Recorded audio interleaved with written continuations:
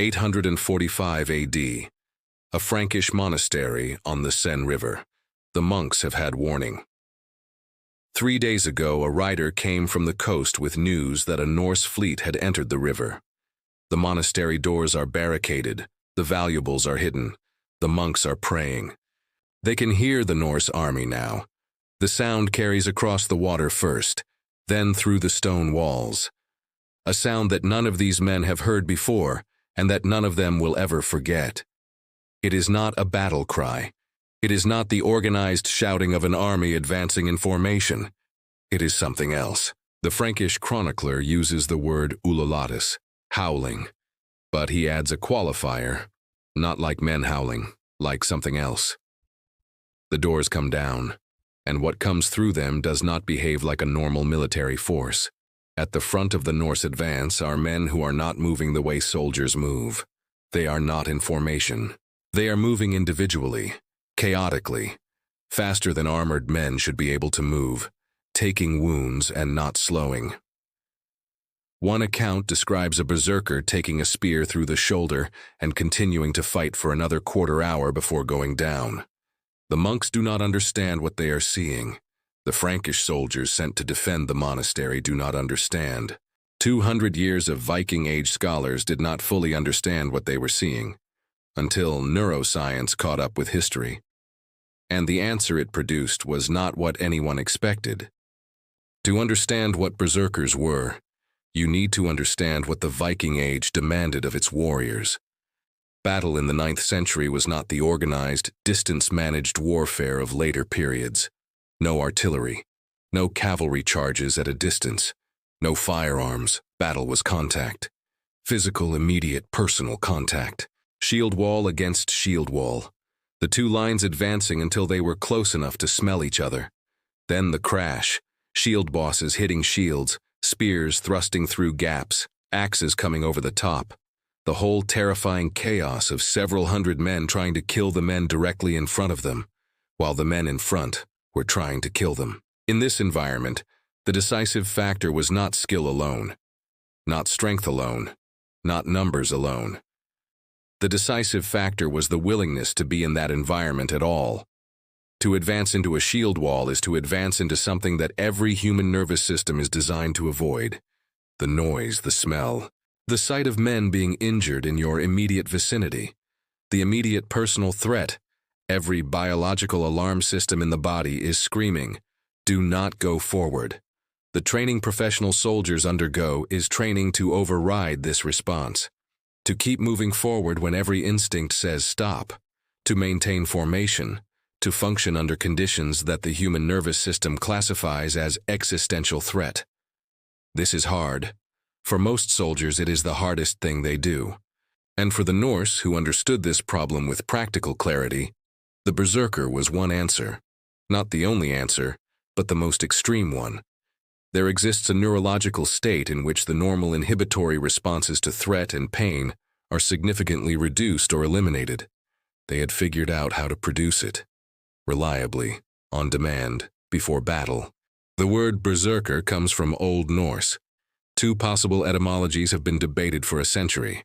Berserker, from Björn, bear, and serker, shirt or skin, bear shirt, the warrior who wears the bear skin, or berserker, from bear, and serker, shirt, bear shirt, the warrior who goes into battle without armor.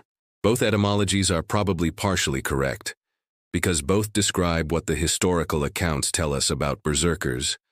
They wore bear skins or wolf skins, the most powerful predator animals in the Norse world, whose qualities, strength, ferocity, the capacity for explosive violence, they were attempting to embody, and they went without armor. This is the detail that has always confused historians who approach berserkers from a purely military perspective. Why would a warrior deliberately remove the protection that every other soldier was maximizing? Why take off your armor before a battle? The practical military answer seems obvious. You are making yourself more vulnerable, not less. But this reasoning applies to a normal warrior fighting in a normal psychological state. A berserker was not fighting in a normal psychological state.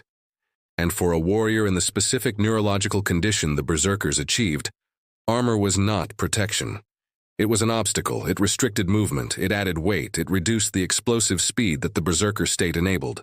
In the berserker psychological state, in which pain signals were significantly suppressed, in which fear responses were dramatically reduced, in which the body's normal performance limitations were partially overridden, the trade-off calculation was completely different. Speed over protection, aggression over defense, maximum offensive capability at the cost of defensive vulnerability.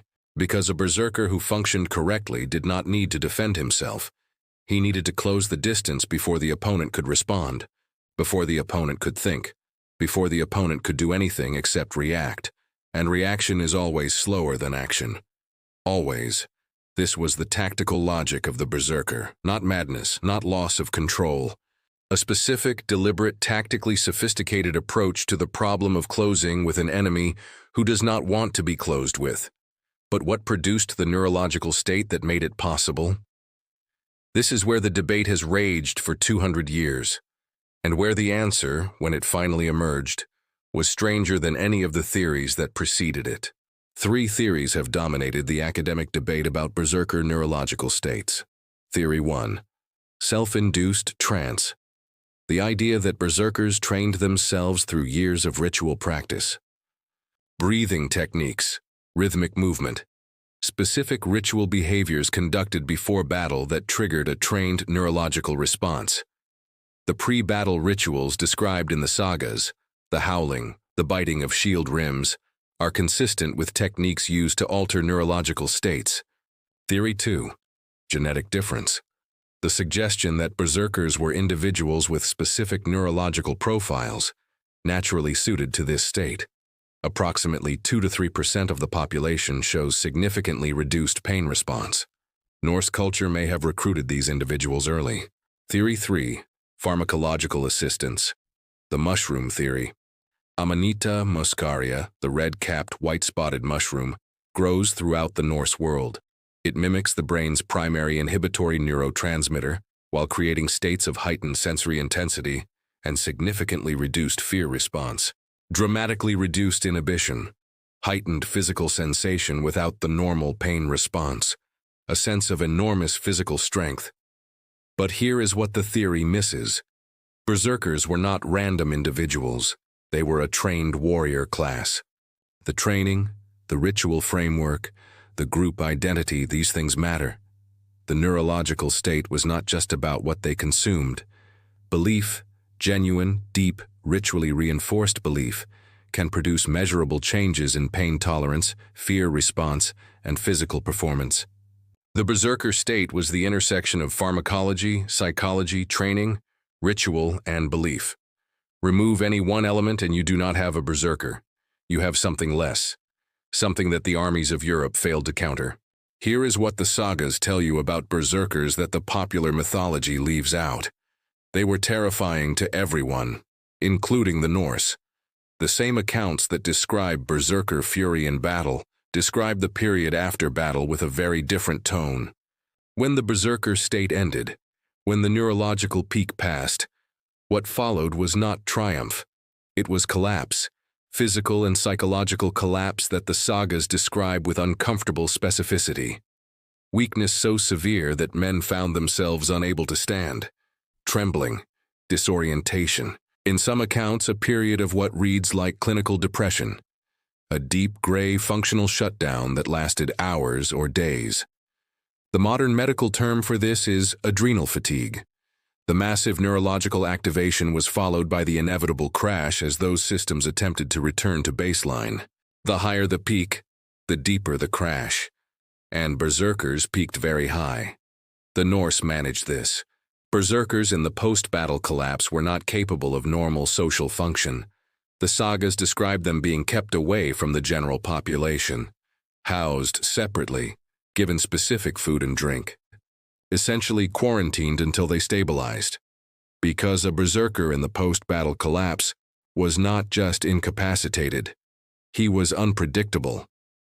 The same reduced inhibition that made him effective in battle did not switch off cleanly.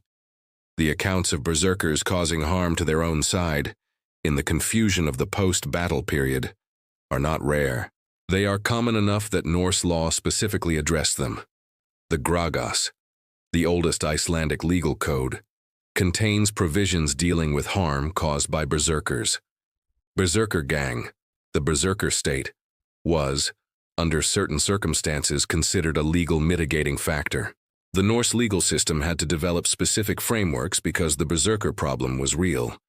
These were warriors who required careful management in every other context, men who could not always turn that capacity off. The armies of Europe feared berserkers.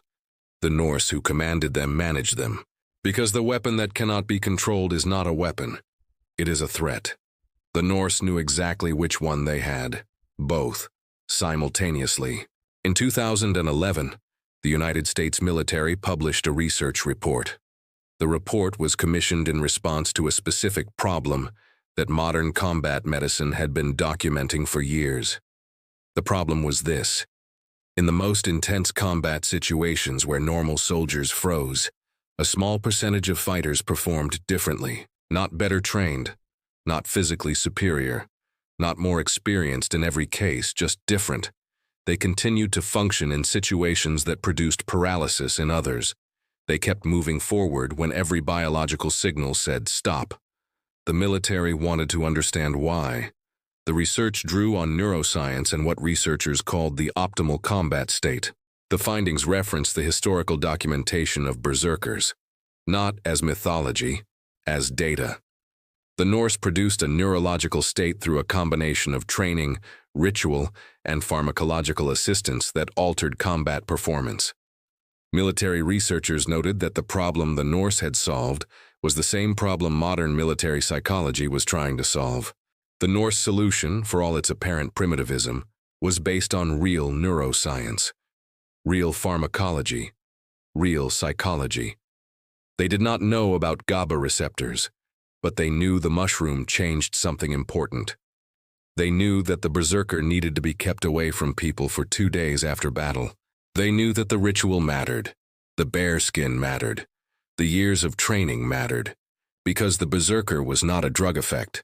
The berserker was a person who had been built carefully over years.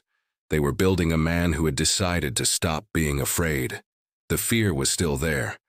The biological signal was still firing, but the behavioral response to the signal had been uncoupled. The fear said stop. The berserker kept moving.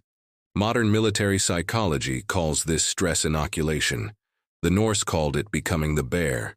The bear does not stop. The bear does not weigh consequences. The bear moves toward the threat, always. The last berserker died sometime in the 11th century. Christianity arrived, and the ritual framework dissolved. What remained were the accounts, the sagas, and the word, berserk, still in every European language. It means someone who has moved beyond the point where normal human limits apply, someone who values the mission more than their own safety. The berserkers are gone. The word they left behind is still doing exactly what they did, moving forward, past every limit.